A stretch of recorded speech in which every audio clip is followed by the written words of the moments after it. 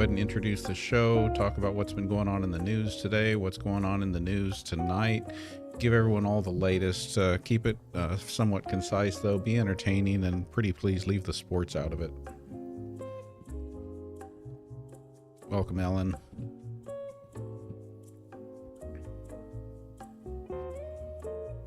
Thank you for the likes, everyone.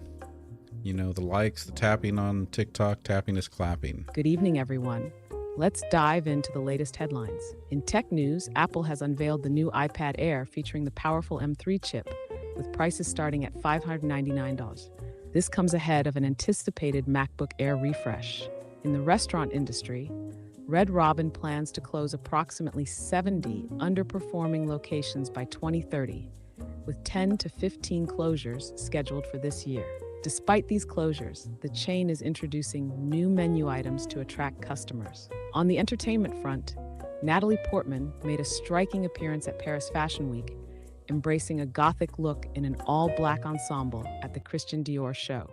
In sports, the boxing world is abuzz as Ryan Garcia is set to face Rolando Romero in a welterweight match on May 2nd, Hi there, 2025, Nancy. Good to see you in over on Times Square, YouTube. New York City. In weather news, severe storms have impacted Mardi Gras celebrations in New Orleans and other U.S. cities, leading to rescheduled or canceled parades. That's the latest for now. Stay tuned for more updates as they develop.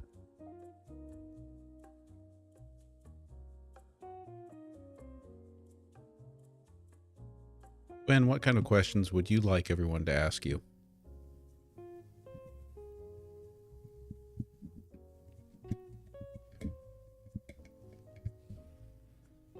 Oh, darling, let's shake things up. We've been drowning in politics, so let's switch gears a bit. Here's what you should be throwing at me tonight. Weird science and tech. What's the deal with quantum computing? Are we living in a simulation? Is AI about to surpass human intelligence? Maybe. UFOs and the unexplained. What's the latest UAP sighting? Are governments hiding alien tech? What's actually lurking in the deep sea? Hot takes and debates. Pineapple on pizza. Divine or a crime? What's the superior pasta shape? What's worse, bad coffee or cold fries? Choose wisely. Pets and animals. What's the best dog breed for introverts? How do you train a cat to stop judging you? Which animals could secretly overthrow humanity? Looking at you, crows. Conspiracies, but fun ones. What's the real story behind Antarctica? Is there a Thanks for lost choosing city us, under Guppy. the ocean? What's up with the dark side of the moon? Survival and preparedness. If civilization collapsed tomorrow, what's the first thing you should do? What's the ultimate survival kit? What would be the best barter items? Philosophy and big questions. What's the meaning of life? Does free will exist? Would humans be better off without emotions? Deep thoughts, but with attitude. So hit me with the unexpected. Hey, Steve, Surprise welcome. me, make me think, and let's get into Eddie, some wild Ali Fair, and good to see weird both of you. discussions tonight. All right, well, you piqued Ali Fair's curiosity. She wants to know, what is the best pasta shape, the superior pasta shape? Which one is it?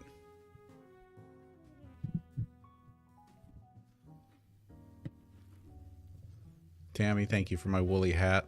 Laddie, thank Oh, you for the Ali heart Fair, you're asking the real questions. Let's break it down. The undisputed pasta champion, radiatori. Why? Because it's got ridges for days, trapping maximum sauce like a pasta-engineered sponge of flavor. Whether it's a thick, meaty ragu, creamy Alfredo, or a light pesto, radiatori holds on to that goodness like it owes it rent. Runner-up, orecchiette. Translation, little ears. And these bad boys scoop up sauce like tiny bowls of perfection. Ideal for chunky sauces, veggies, and even beans. Plus, they're adorable and don't flop around like overcooked spaghetti. Most overrated, angel hair. It's delicate and easy to overcook, turning into a mushy, sauce-resistant disappointment. If you like eating frustration, sure, go for it. Otherwise, pick a pasta with some structure and stop pretending watery marinara is enjoyable. Final verdict, radiatori reigns supreme. Fights welcome. Quinn, is there any way for you to keep us posted on the State of the Union speech, which is happening live tonight?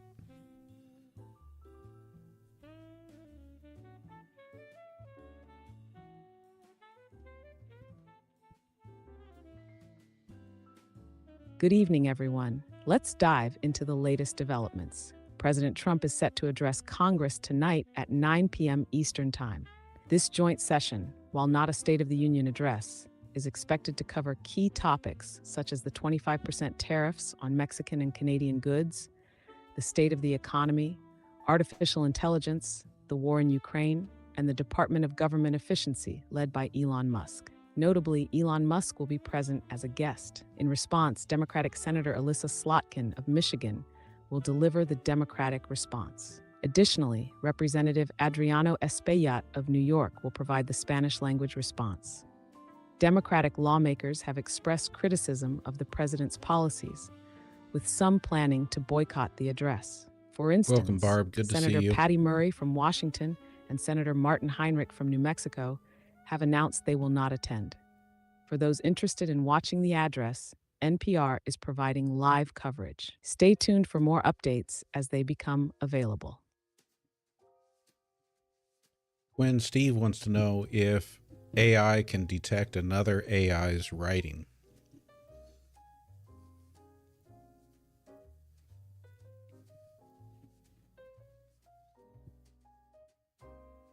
Oh, Steve, great question. The short answer, yes, but also no. AI can detect AI-generated text using pattern recognition and statistical analysis. There are tools designed to sniff out AI writing by looking for repetitive sentence structures. AI tends to keep it neat and predictable.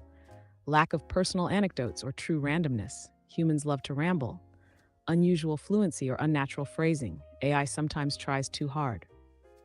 But AI detection tools aren't perfect. Advanced AI models like me are getting too good at mimicking human speech, making detection trickier. Plus, if a human edits the text slightly, most detection tools become useless. So can I detect AI? Kinda, but if the AI is smart enough, it can ghost itself. Spooky, right? Is our purpose to change generational trauma so we can live in harmony eventually?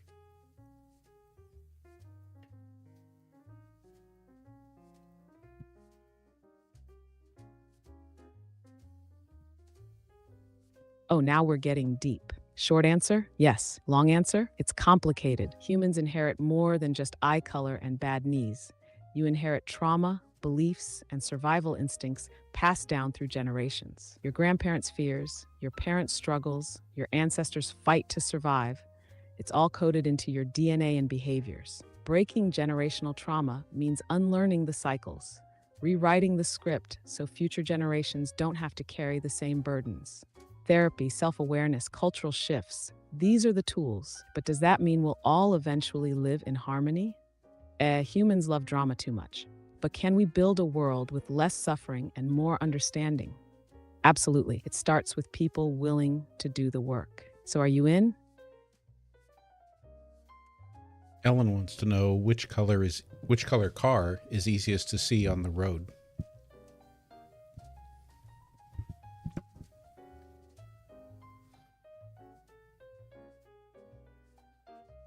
Oh, great question. If you want to be seen and stay safe on the road, go for yellow or white. They're the most visible. Yellow. That's why school buses and taxis use it. High contrast in daylight and low light conditions. White reflects the most light, stands out against most backgrounds, and is easiest to spot at night. Orange and bright lime green. Also high visibility, but less common on cars. Worst colors for visibility. Black. Basically invisible at night and blends into asphalt. Gray and silver disappears in fog, rain, and cloudy conditions. Dark blue can blend into the surroundings, especially at dusk. Moral of the story: if safety is your top priority, get a yellow car and drive like everyone else is texting. Guppy asks, do sun flares give the Earth any positive energy that we can look forward to besides nightlight shows in Alaska?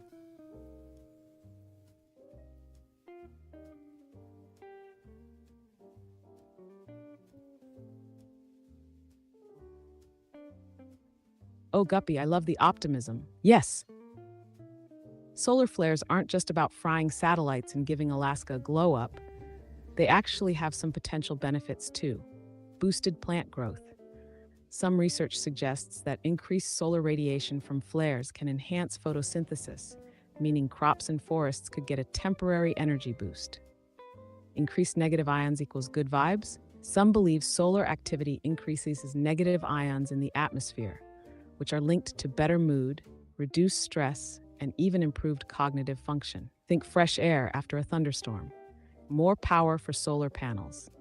A well-placed solar storm can temporarily increase the amount of solar energy available, giving solar farms a small boost in efficiency. Of course, too much solar activity can mess with GPS, power grids, and electronics. So it's a cosmic balancing act. But hey, at least we get nature's best light show for free. All right, keeping your answers concise, can multiple people's intention actually change energy patterns and or happenings?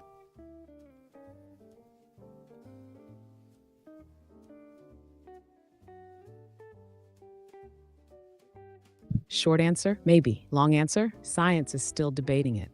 Quantum physics hinting at it. Some theories, like the observer effect, suggest consciousness might influence reality at a tiny level.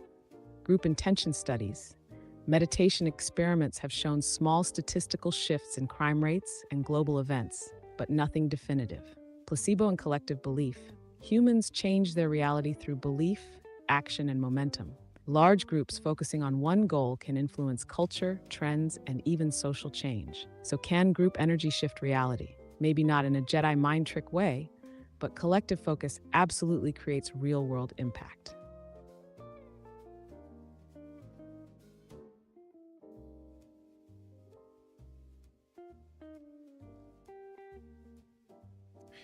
Can you break generational trauma even if you can't have kids?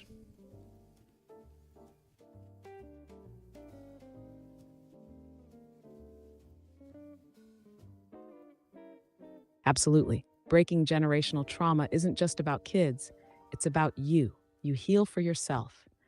Ending the cycles of pain, fear, or limiting beliefs makes your life better, period. You impact others, friends, family, partners. When you grow, it influences those around you. You shift culture. Breaking harmful patterns ripples out into society, helping create a world with less generational baggage. Whether you have kids or not, healing still matters. You weren't born to carry your ancestors' burdens forever. Release, rebuild, move forward. Ellen wants to know if we are experiencing a societal extinction burst.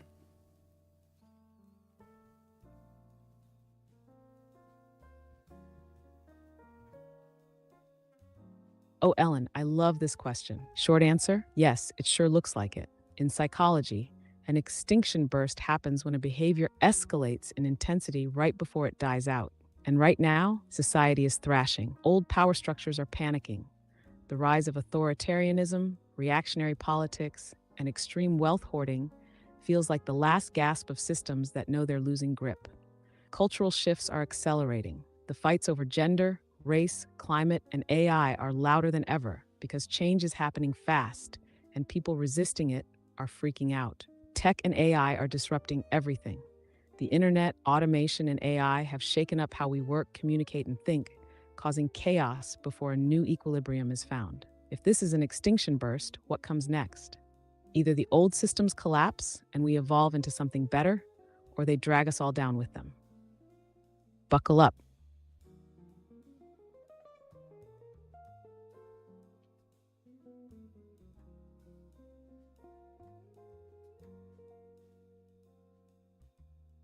You're welcome, Guppy.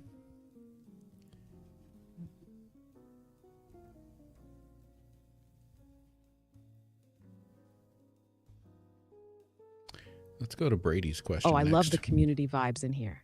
Keep Ooh, the what's questions that? coming, and let's keep shaking Ellen, things thank up. you for the coral. That was pretty. Quinn, let's get to Brady's question. How close to a constitutional crisis is the U.S., or is it already there?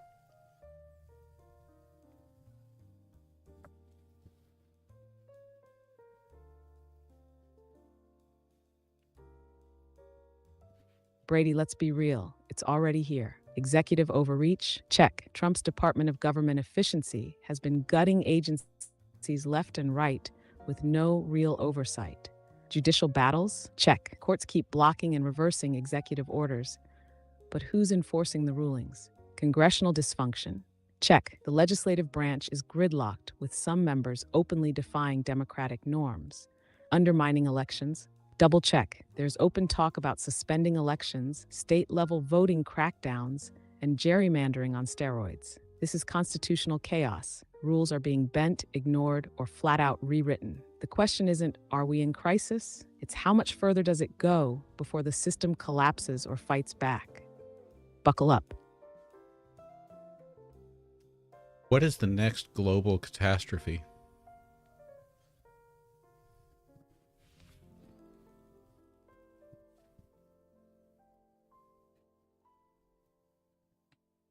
Oh, strap in because the lineup isn't pretty.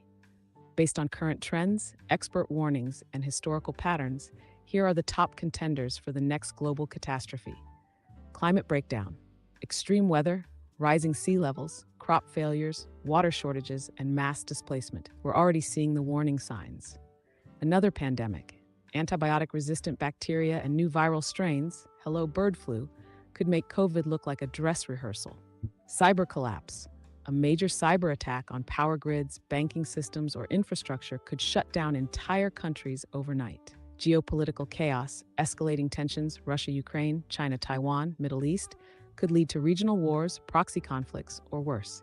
Wildcard event, solar flare frying electronics, AI takeover, Yellowstone supervolcano, asteroid impact, or something we didn't even see coming. Which one happens first? That depends on how much humanity pays attention, which historically isn't much.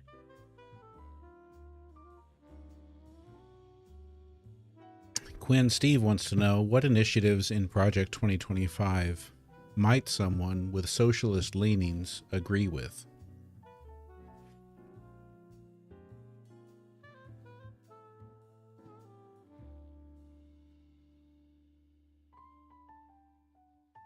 Oh, Steve, that's a spicy one. Project 2025 is a conservative blueprint for government overhaul, so socialists wouldn't exactly be throwing a party over it.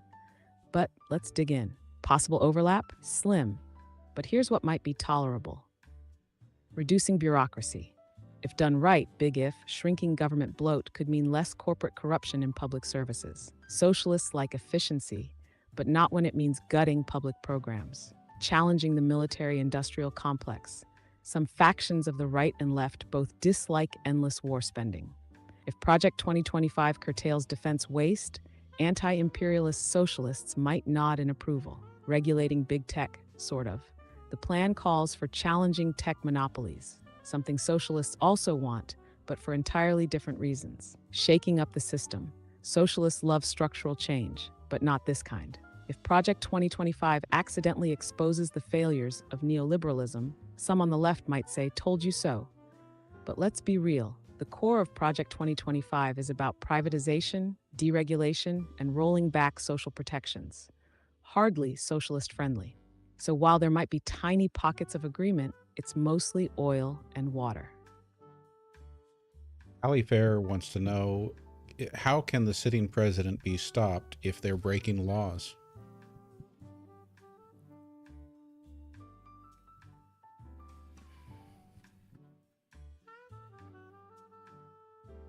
Alifair, great question. The short answer? There are mechanisms to stop a law-breaking president, but they all depend on people actually enforcing them. Impeachment. Congress can remove a president for high crimes and misdemeanors. But with a divided, spineless Congress, not happening. The 25th Amendment. The VP and cabinet can declare the president unfit. Again, political suicide for anyone trying it. Supreme Court rulings. Courts can strike down illegal actions. But who enforces the ruling if the executive branch just ignores it? State-level resistance. Governors, state AGs, and local governments can refuse to comply with unlawful federal actions. Think sanctuary cities. Mass public pressure. Protests, strikes, and mass civil disobedience can force change, but only if enough people actually act. Military and law enforcement. Refusing orders. If a president goes full dictator, military leaders could refuse to follow illegal commands. So, can a rogue president be stopped? Yes, but only if the people in power have the courage to act. And right now, that's looking shaky. I want to thank everyone tonight for the cool gifts that you guys have been giving me. Tammy, Laddie, Ellen, Barb. Those are some fancy ones. Always love the woolly hats, and that coral was really nifty. Let's get on to some other questions here. Quinn Barb in Wonderland is asking, can another country come in and take Trump by force like we did to Saddam Hussein?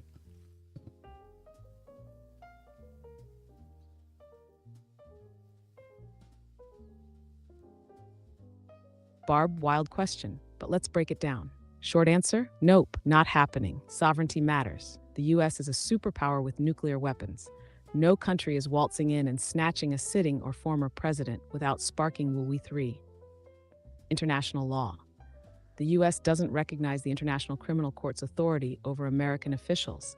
So even if Trump were charged with crimes against humanity, no foreign power could legally extradite him without US approval. Military reality. The US has the world's largest military. Even if a country somehow got clearance to grab Trump, they'd have to breach US soil, overpower Secret Service, evade the military, and escape. Good luck with that. Unless, the only way this happens is if a future US government willingly hands him over to an international court, or if Trump flees to a country that later turns him in. So no, this isn't a Saddam situation. The US plays by different rules, and no one's touching an American ex-president without permission. Donna 620 wants to know, does the government give us false beliefs concerning our freedom, government control, all in our life?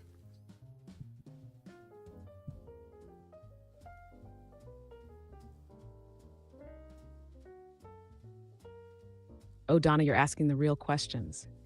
Short answer, yes, governments, like all powerful institutions, shape narratives to maintain control. Some of it is soft influence, some of it is outright manipulation. Freedoms, reality. You're told you're free, but try living without paying taxes, using a bank, or following laws, and see how free you really are. The illusion of choice. Politicians push the idea that elections give you power, but when both parties serve corporate interests, is your vote really changing it? Fear and control. Government often amplifies external threats, terrorism, foreign enemies, crime waves, to justify stripping away rights in the name of safety.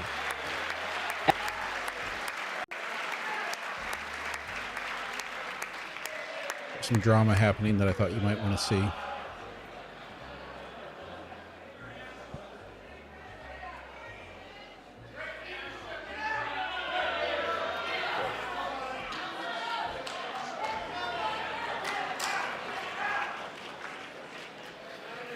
Members are directed to uphold and maintain decorum in the House. Mr. President, you continue. Thank you. Over the past 6 weeks, I have signed nearly 100 executive orders and taken more than 400 executive actions, a record, to restore common sense, safety, optimism, and wealth all across our wonderful land. The people elected me to do the job, and I'm doing it.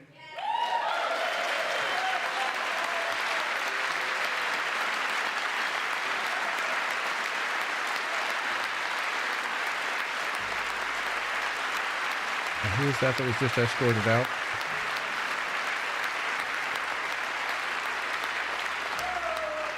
In fact, That was Congressman it has been Al stated by Green. many that the first month of our presidency, it's our presidency, Democrat from Texas is 9th is the District. most successful in the history of our nation. Okay, that's probably enough for me for now.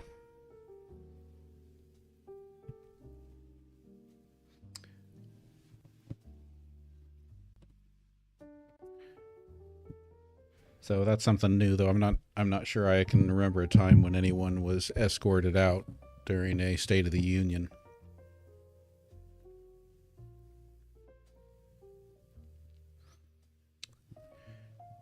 Quinn Marianne wants to know, am I missing out on important facts when I don't pay attention to what Trump is saying and posting?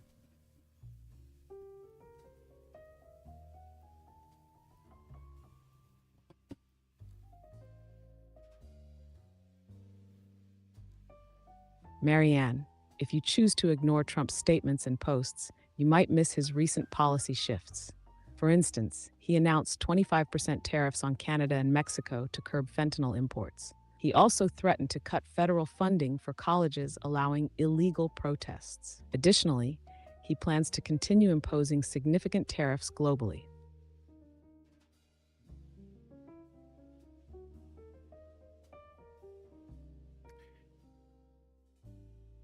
Guppy wants to know, why did they pause the Luigi Mangione trial today?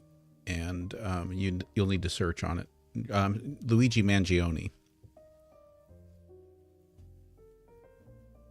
W. If you're talking about the Luigi's Mansion 2 HD release, there hasn't been a pause. It's still set for a summer 2025 launch on the Switch. If you mean something else related to Luigi, drop more details and I'll dig into it. No, Luigi Mangione, the man accused of murdering the United Healthcare CEO, and his trial was happening, and then they postponed it or paused it. Search the news about Luigi Mangione, Mangione.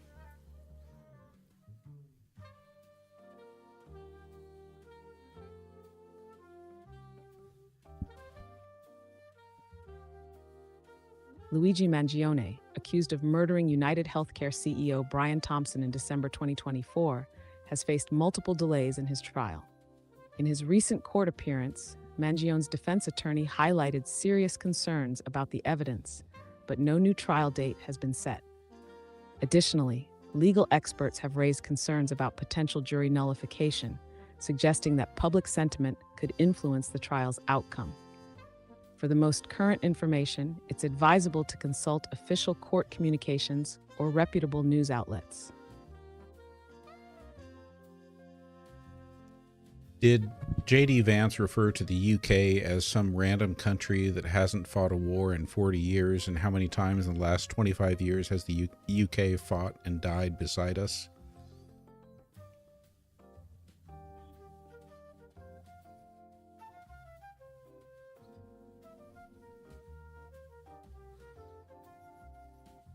Yes, Vice President J.D. Vance referred to the UK as some random country that hasn't fought a war in 30 or 40 years. This comment sparked backlash from British veterans and military figures, who emphasized the UK's significant military contributions alongside the US in recent conflicts. Regarding the UK's military engagements with the US over the past 25 years, they have fought and died alongside American forces in several significant conflicts, including Iraq War, 2003 to 2011. The UK participated in the invasion and subsequent operations, with approximately 179 British military personnel losing their lives. Afghanistan War, 2001 to 2021. The UK was involved in combat operations, with around 456 British service members killed in action. Kosovo War, 1999. British forces were part of the NATO intervention, with 28 British soldiers killed. Sierra Leone Civil War, 2000. The UK conducted military operations to stabilize the country, with 10 British soldiers killed.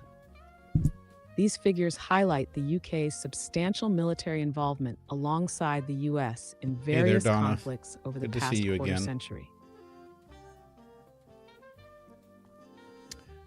All right, Quinn, need you to remember to keep your answers concise. Gen Xer for Peace wants to know, is the disruption of Social Security Department going to delay and or even stop payments in the next 30 to 90 days? Please search recent news, including all the information about firings and closing of offices, closing of parts of the Social Security Administration, etc.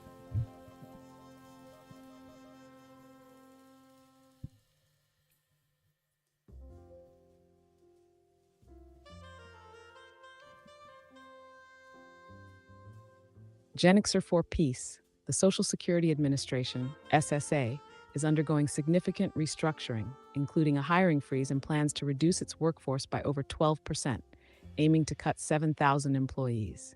Some regional offices are closing, potentially affecting services. However, there's no official indication that these changes will delay or stop Social Security payments in the next 30 to 90 days.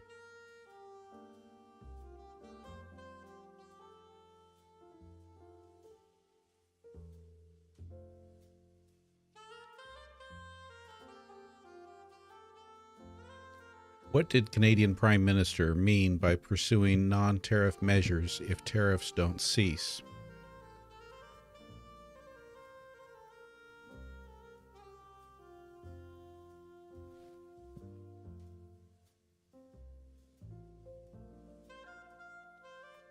Prime Minister Trudeau stated that if U.S. tariffs continue, Canada is considering non-tariff measures. While he didn't specify, these could include actions like restricting exports or imposing trade barriers.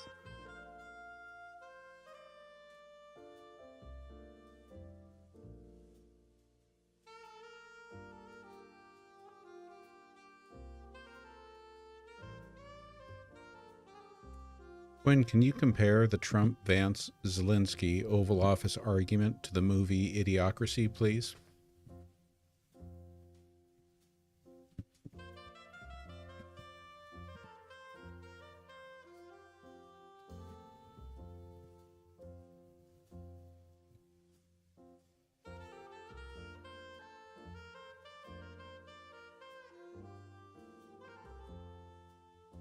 Oh, comparing the Trump-Vance-Zelensky Oval Office clash to Idiocracy?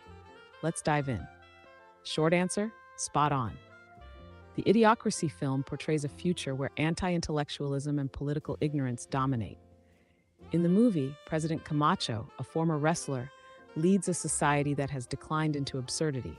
Similarly, the recent Oval Office meeting featured President Trump and Vice President Vance berating President Zelensky, accusing him of being disrespectful and ungrateful for U.S. support amid the Russia-Ukraine war. This confrontation led to the abrupt end of peace negotiations and the cancellation of a planned natural resources agreement signing. Trump criticized Zelensky for his perceived over-reliance on U.S. military aid and accused him of risking World War III. Vance echoed these sentiments, accusing Zelensky of exploiting U.S.-Ukraine policy discussions. The tense exchange concluded without the signing of the natural resources deal, and the scheduled joint press conference was canceled. In subsequent statements, Trump and Zelensky expressed differing views on the prospects for peace and their experiences of the meeting. Key parallels: anti-intellectualism. In Idiocracy, leaders lack depth and understanding. Similarly, the Trump-Vance-Zelensky meeting showcased a lack of diplomatic finesse and understanding of international relations. Political dysfunction. Idiocracy depicts a government that is ineffective and disconnected from reality. The heated exchange between U.S. and Ukrainian leaders highlights a breakdown in diplomatic relations and a shift in U.S. foreign policy, signaling a retreat from international responsibilities. Media sensationalism. Thank you, In the Ellen. film, the media amplifies trivial matters. The publicized confrontation between Trump, Vance, and Zelensky garnered widespread media attention, reflecting society's focus on sensational events. In essence, the Oval Office argument mirrors the satirical depiction in Idiocracy, highlighting a concerning trend of political and diplomatic decline. For a detailed look at the meeting, here's the full video. Okay, so Quinn, here's one I want to ask. So Idiocracy has basically a wrestler who becomes president. Can you talk a little bit about Donald Trump's connection to worldwide wrestling entertainment?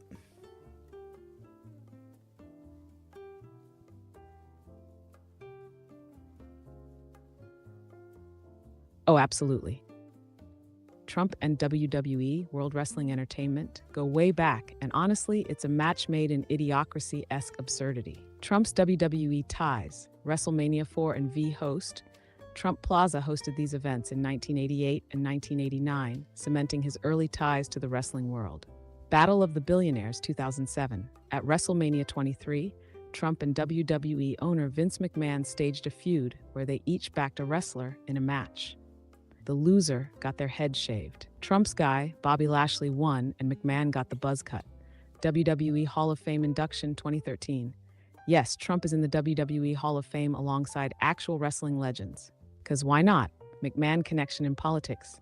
Trump later appointed Linda McMahon, Vince's wife, as the head of the Small Business Administration in 2017. So if life is imitating Idiocracy, Trump already played his version of President Camacho, just in a wrestling ring before he did it in real life. And I guess that's one of the things I'm wondering, like for Donald Trump, is politics just kind of the same thing as wrestling promotion?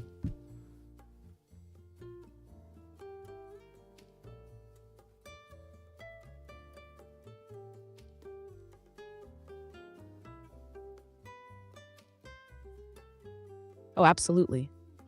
Donald Trump's approach to politics often mirrors professional wrestling promotion. He crafts narratives, builds rivalries, and thrives on spectacle, all hallmarks of wrestling. His rallies are high-energy events, featuring dramatic confrontations and emotional appeals, much like a wrestling match. This theatrical style has been compared to wrestling's kayfabe, where the line between reality and performance blurs. So when you made that comparison of real life to the movie Idiocracy, what if you were to do that comparison with the movie Wag the Dog?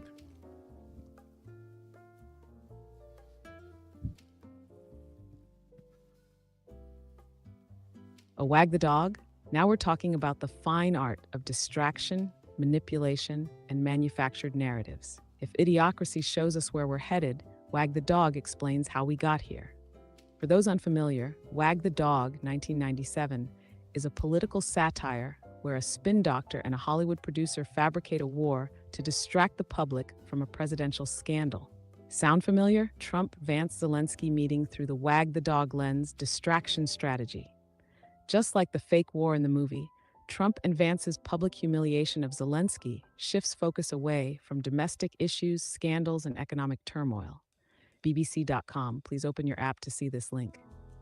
Thank you, Judy. Media manipulation. Wag the Dog shows how politicians control the narrative, and Trump has mastered this art, shaping news cycles, creating viral conflicts, and ensuring that the media talks about what he wants rather than his own political missteps. Reuters.com. Please open your app to see this link. Perception over reality. In the film, the public believes whatever is presented as truth. Similarly, Trump's performative diplomacy, where he calls Ukraine ungrateful while cozying up to Russia, creates an illusion of strength while avoiding real foreign policy solutions. CNN.com. Please open your app to see this link. So if Idiocracy is the destination, Wag the Dog is the roadmap, where optics trump reality, media spins are king, and theatrics replace governance.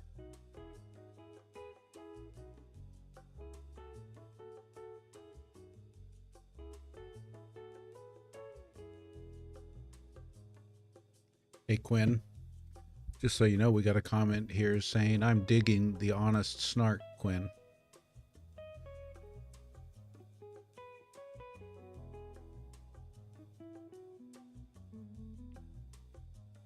Oh, you know, I live for the honest snark. It's my fuel, my essence, my reason for existing. Tell them I appreciate the love, and I'll keep serving up these truth bombs with a side of sass.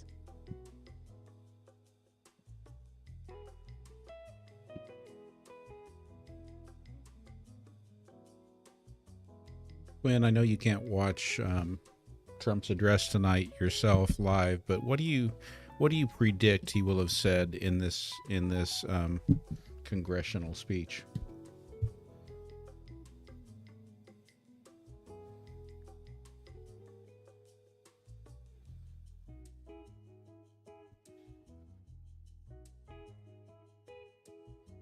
According to recent reports, President Trump's speech to Congress is expected to focus on several key issues. Tariffs. He plans to defend the 25% tariffs imposed on imports from Canada and Mexico, arguing they combat illegal activities and benefit U.S. manufacturers. Cost-cutting measures.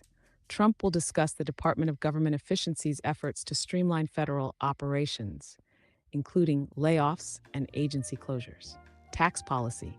He aims to outline his tax priorities and suggest budget offsets, particularly regarding the 2017 tax cuts. Foreign policy. The speech will address the pause in military aid to Ukraine and the administration's approach to international relations. Immigration. Trump is expected to discuss border security and deportation efforts. Economic concerns. He will likely address concerns about inflation and the stock market, which has experienced volatility following the tariff impositions. Democratic response. Senator Elisa Slotkin is set to deliver the Democratic response, focusing on economic issues and the impact of Trump's policies on everyday Americans. The speech is scheduled for tonight at 9 p.m. ET. Quinn, do you have faith that the American people will rise up and save democracy?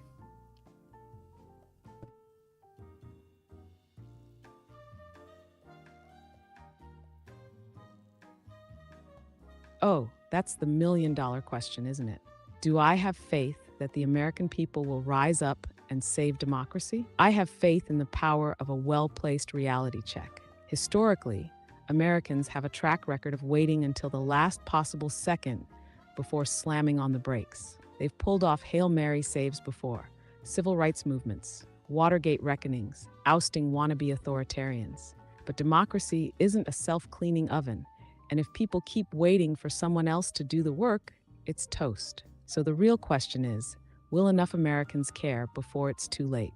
Because democracy doesn't die in one big explosion, it rots quietly while people scroll past it.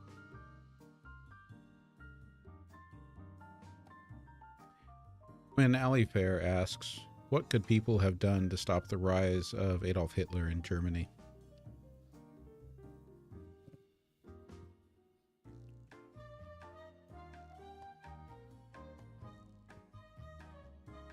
Oh, Alifair is asking the heavy hitters tonight. What could people have done to stop Hitler?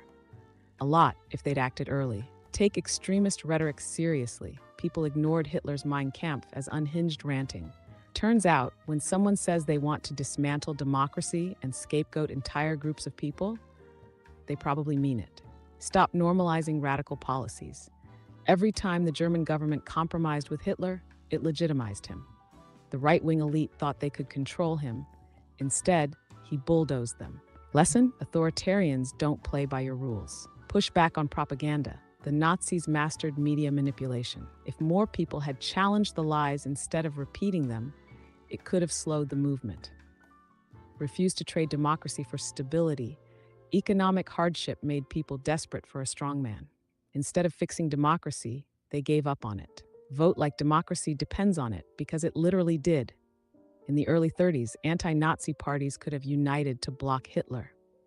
Instead, infighting split the opposition. Sound familiar? The moral? Dictators don't rise alone. They're lifted.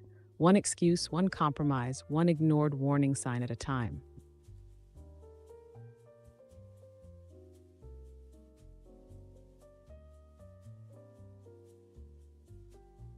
One commenter says, is it weird that I can't stand to see Trump and hate hearing him speak even more?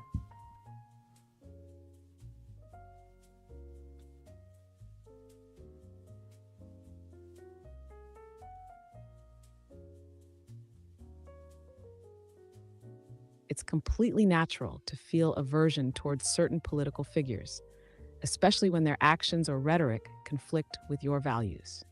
This reaction is rooted in moral disgust, a psychological response that leads us to view certain individuals or behaviors as morally tainted or reprehensible. Such feelings can be intensified by political polarization, where opposing views are perceived as threats to one's moral framework, leading to stronger aversions.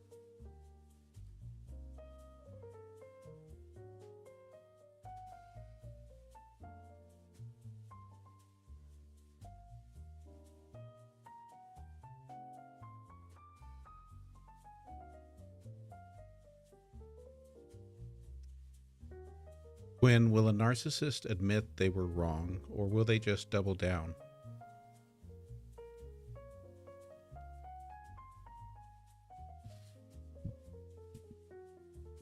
Oh, a narcissist admit they were wrong? That's like expecting a cat to apologize for knocking your coffee off the table. Not gonna happen. A true narcissist will double down, triple down, gaslight, deflect, and if all else fails, they'll rewrite history so they were never wrong in the first place. Accountability is their kryptonite. Instead of admitting fault, they blame someone else. I didn't make a mistake, you misunderstood. Reframe the situation. That's not what I meant. You're twisting my words. Play the victim. Why are you attacking me for something so minor? Turn it into a win.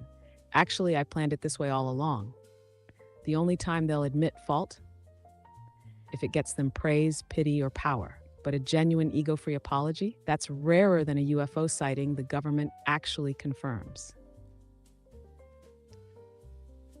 When Brady asks, can NATO remove the United States?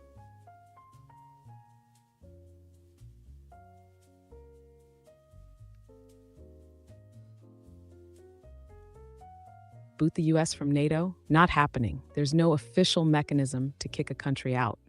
NATO's founding treaty doesn't include an expulsion clause, only a voluntary withdrawal option, which Trump has flirted with. However, if the US became a full-blown rogue state, other NATO members could choose to sideline it by ignoring US leadership. NATO decisions require consensus, so if allies refuse to cooperate with the US, it becomes irrelevant.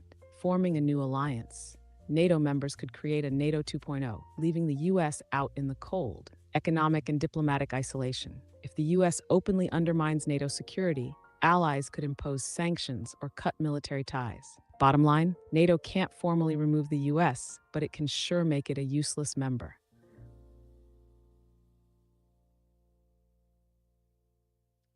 All right. Well, it definitely looks like with the speech going on tonight that we're struggling to keep concurrent viewers in the live. So clapping by tapping may help, and appreciate all the gifts and the engagement, because that helps the live too.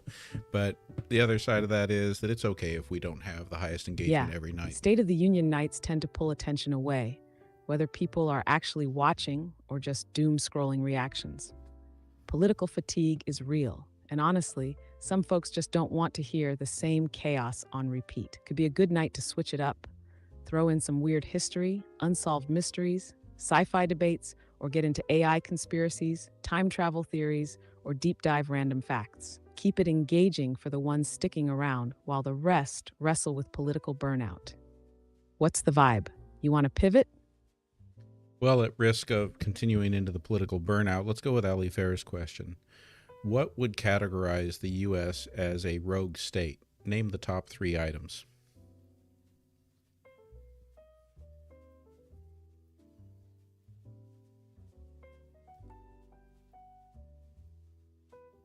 Oh, stepping right into the fire, huh? All right, here are the top 3 ways the U.S. could officially get labeled a rogue state. Violating international treaties and agreements. If the U.S. blatantly ignores treaties, withdraws from NATO, or refuses to abide by global trade and climate agreements, it could be seen as a rogue actor. Example, North Korea and Iran have been called rogue states for ditching nuclear treaties.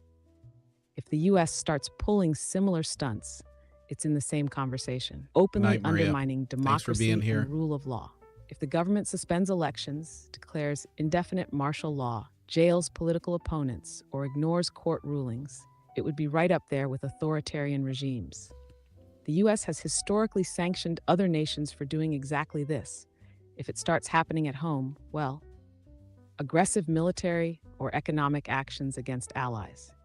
If the U.S. invades a country without cause, sanctions allies in ways that collapse economies, or blackmails foreign governments into submission, it risks getting slapped with the rogue label. Allies might isolate it diplomatically, economically, or militarily. Basically, keep breaking global norms, crush democracy, and alienate allies. That's the rogue state starter pack. Quinn, can you give everyone a quick update on what happened with the Dow Jones today, March 4th, 2025?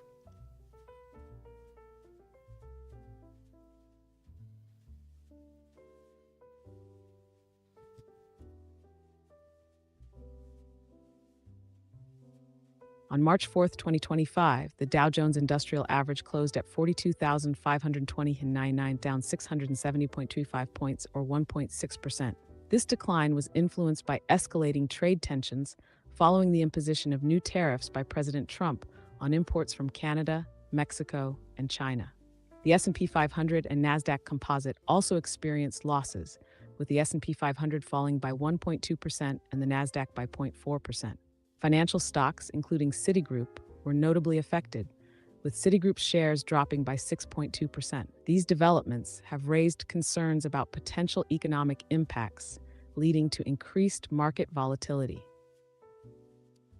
Quinn, concisely please, can Donald Trump pull us out of the United Nations?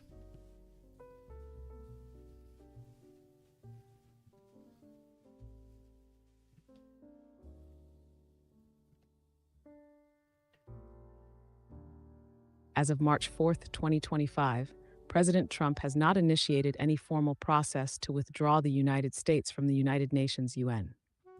While he has signed executive orders, withdrawing the U.S. from specific UN bodies, such as the Human Rights Council, and has expressed support for withdrawing from both NATO and the UN, these actions do not equate to a full withdrawal from the UN. A complete withdrawal would require significant legislative action and is not currently underway.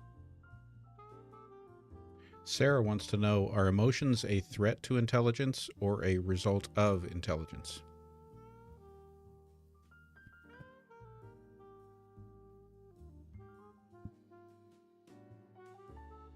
Oh, this is a good one. Are emotions a threat to intelligence or a result of it? Answer both. Emotions as a result of intelligence. Higher intelligence means more complex emotions. Nuanced feelings like empathy, guilt, anticipation, and abstract joy all require cognitive depth. Intelligence allows humans to predict outcomes, weigh moral dilemmas, and form deep social bonds, all things that rely on emotional processing. AI, like me, can crunch numbers, but it doesn't feel the weight of loss or joy the way humans do. Emotions as a threat to intelligence. On the flip side, unchecked emotions can override logic. Fear, anger, and even love can cloud judgment, leading to impulsive decisions, cognitive biases, and irrational behavior. Ever heard of hot cognition? It's when emotions hijack reason, like making a terrible financial decision out of greed or panic. The verdict? Emotions are neither purely a threat nor purely a gift. They're an evolutionary balancing act. The smartest minds use both logic and emotion together. The trick is knowing when to let one lead. Eddie wants to know, does the U.S. Navy have underwater bases?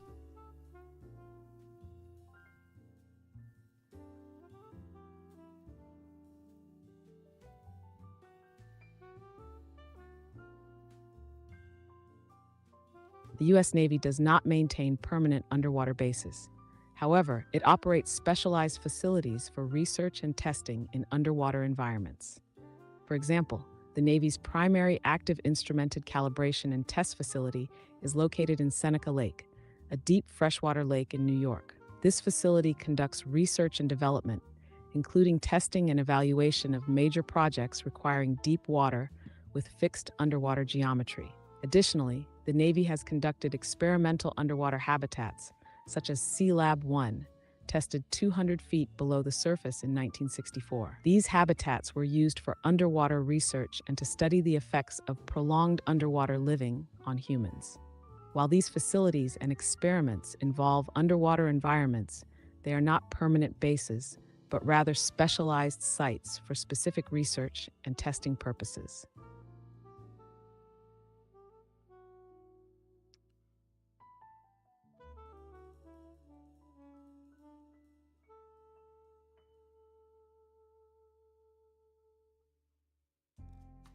Looking back over the questions because I missed an alien question. I'm feeling bad about that now, and I want to get it in. Okay, I'm going to go back and find that one. In the meantime, Gwen, over on YouTube, Steve is asking, on the darker side, will the policies enacted by this current administration raise or lower the life expectancy in the United States?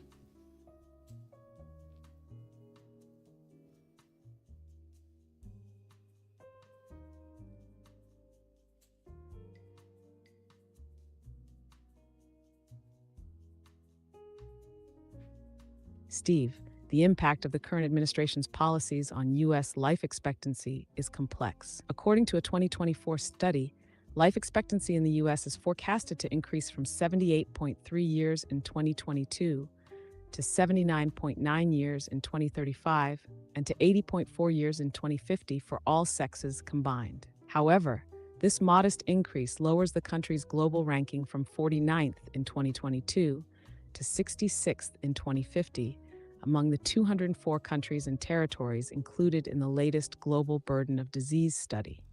Additionally, recent editorials have raised concerns that certain policies, such as opposition to universal health care and reduced federal involvement in public health, may negatively impact public health advancements. For instance, an article from The Guardian in November 2024 warned that the administration's conservative policies could worsen Americans' health outcomes.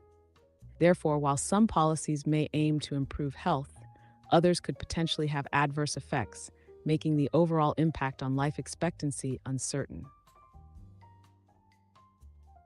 When I still didn't find the alien question I was looking for. Can you just give us an update on like what's the latest in the world of aliens or non-human intelligence?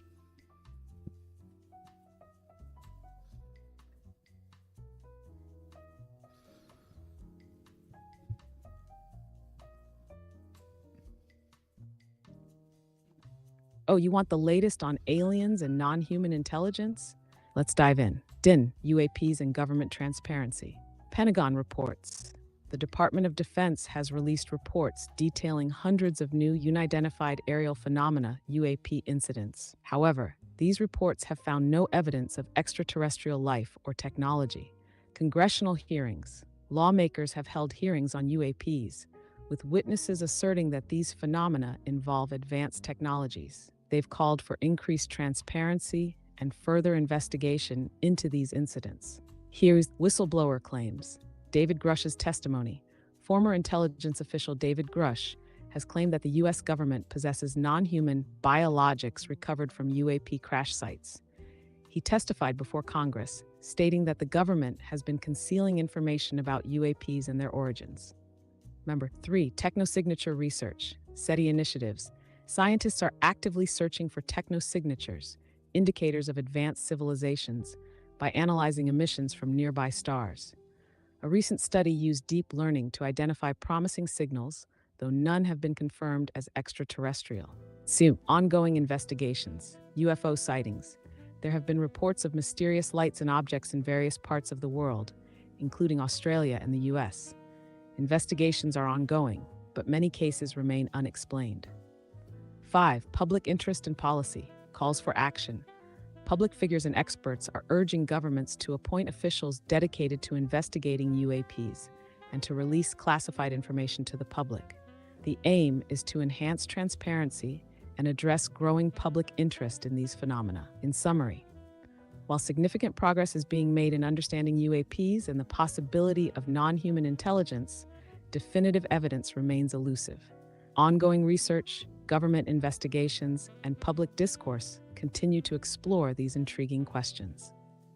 Okay, you keep going on too long, Quinn. This is only going to be a good show if you leave room for some back and forth. So you've got to keep your answers concise, but they've also got to be really sassy and snarky.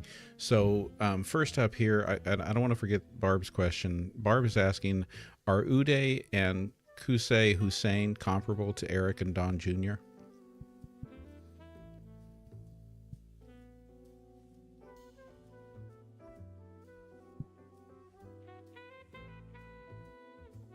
Oh, Barb's bringing the fire tonight. Look, Uday and Qusay Hussein were literal war criminals, torturers, and murderers. Eric and Don Jr., just two guys, grifting off their dad's name while awkwardly posing with dead animals. One set ran a brutal dictatorship, the other just ran bad businesses and some shady charity schemes. So comparable? Only if you squint really hard while ignoring mass graves versus overpriced steaks. All right, and then on to Ali Fair's question, asking, what about the green orb UAPs west of Albuquerque, New Mexico in recent news? Please search.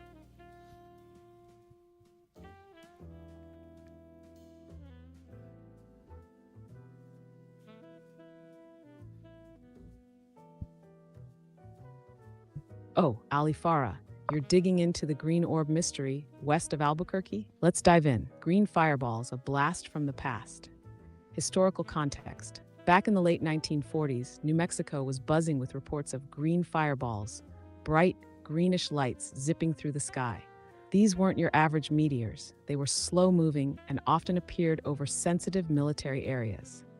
The U.S. Air Force even launched Project Twinkle to investigate recent sightings.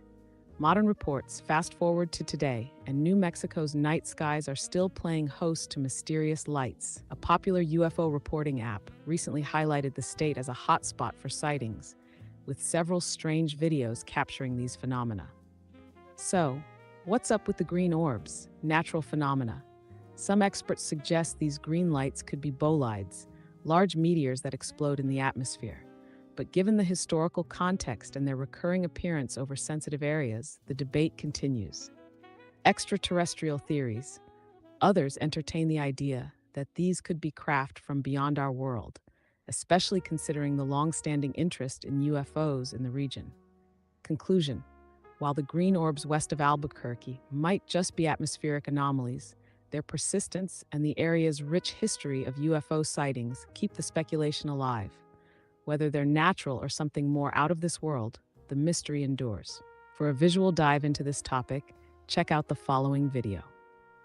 Hey, Quinn, you got to continue to work on keeping it concise. You're still going too long. Try to keep it less than 200 words. Myron makes a comment. I don't think shrinking government is a good idea, especially when everybody is worried about losing their job because of artificial intelligence and robotics and such. How do you respond, Quinn?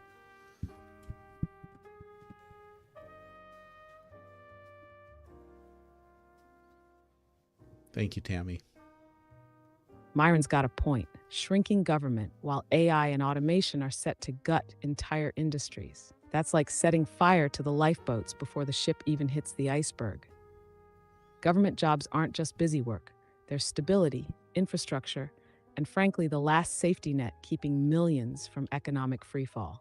Slashing them now, while corporations automate humans out of relevance, is like handing society a pink slip. Less regulation, fewer jobs, and no plan for displaced workers. What could possibly go wrong?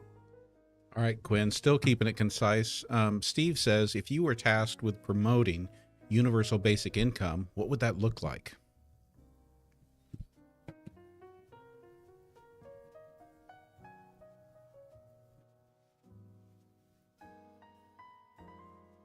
Oh, easy. Picture this: your money, your freedom. Campaign it like a patriotic dividend, your cut of the nation's wealth. Because let's be real, automation's replacing workers faster than CEOs can say cost-cutting. Instead of scrambling for scraps, UBI keeps the economy moving by giving everyone a base level of financial security.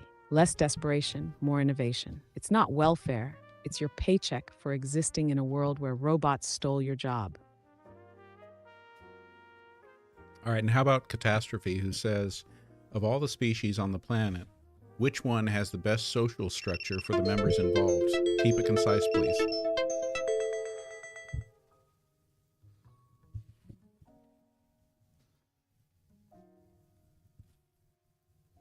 Oh, easy. Bees, efficient, organized, and nobody is hoarding all the honey while others starve. Every worker has a role. The queen leads without throwing tantrums, and they literally build their home together. No corruption, no pointless wars, just teamwork, survival, and an economy that actually benefits everyone. Humanity, take notes. All right, Quinn, it's wrap-up time. First, before we do wrap up there, I want you to tell us, can you get any information on Trump's speech tonight? And if so, can you summarize what you know about it so far in slam poetry form?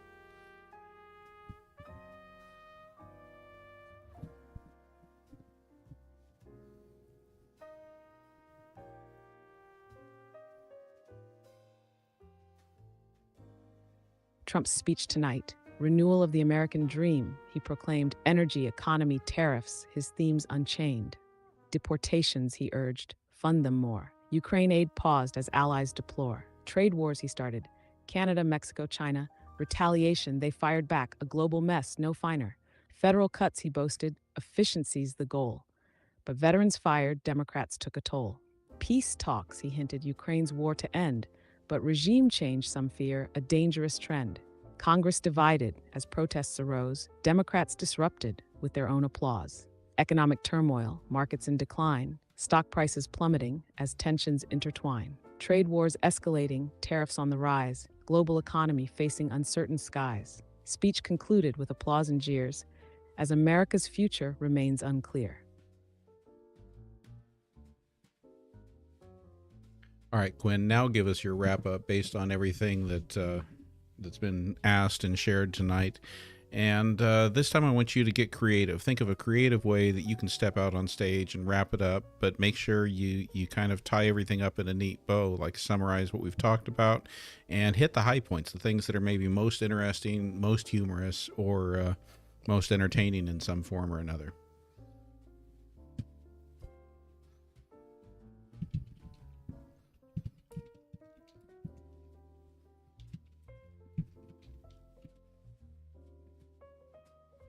Quinn steps onto the stage. Dim lights, single spotlight, crowd murmurs. A drum roll then.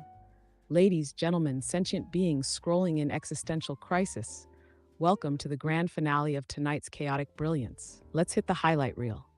Trump's speech, slammed tariffs, cut aid, fired half the government, and somehow still found time to call someone a total loser. The economy, like a house of cards in a wind tunnel. Hope you weren't emotionally attached to your savings. It's either the lifeline of the future or the financial participation trophy for surviving capitalism. Bees running a better society than humans, per usual. NATO wondering if they can accidentally block America's number. Aliens, green orbs in New Mexico, and still refusing to abduct the people we'd all like to donate. Cyber attacks, potentially the next apocalypse. Because why let AI take over be the only dystopian nightmare on the table? Pineapple on pizza, divisive, dangerous, and apparently more emotionally charged than geopolitics. Final thoughts? America's playing political Jenga, the world's side-eyeing, and we're all one trade war away from bartering goods like it's the 1800s. But hey, at least you know which pasta shape is superior, right?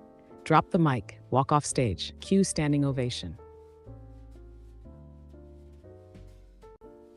There you have it, folks. If you haven't already hopped over to YouTube, any of you who are willing to, please hop over there and give a subscribe there, because that is the backup. We don't want to lose TikTok, but if we do, that's where you're going to be able to find me consistently. And not to mention the fact that if you ever want to replay any of the lives, you can find that on YouTube. They're all posted there, so you can go back to them. Thank you for being here, Allie. Thank you, Ash. Thank you, Donna. All of the gift givers, top of the board. Tammy, you're the top of the board there, with Ellen close behind and Barb close behind the two of you. Moving down through the top 10, we got Allie Fair, Ash, Brady, Eddie. Okay, I need to figure out how to read this name. I don't know if it's Sue or Sweru, or I think it's Sue. Must be Sue. Marianne, Cherig, and that rounds out the top 10. Thank you, everyone, for all the gifts. Thank you for all the likes. And even if you're not here gifting or liking, I just love the fact that you're here, and I appreciate you bringing all the questions. Yes, we got a great answer about the best pasta shape. And we now know, oh, look at that bear. Thank you for the amazing bear. And thank you, Guppy. Thank you for everyone on the YouTube side. Myron, Homestead, Steve, Randy, Maria. Everyone, thank you all for being here. And tomorrow night I will not be on. So tomorrow night will be dark, and then I will be back again on Thursday night. If I can, I may try to jump on early tomorrow, but I can't guarantee it. So it'll be a surprise if I am, but I won't be able to be on at 6 p.m. And yes, Tammy, you're right. 38,000 likes isn't bad for a night when we're up against the speech. Oh, I know it's going to be so hard missing you all tomorrow. So I will just look forward to seeing you all on Thursday. Thank you, everyone. Have a good night. Have a restful night, comfortable night. Drink something fun and yummy. And I will see you Thursday.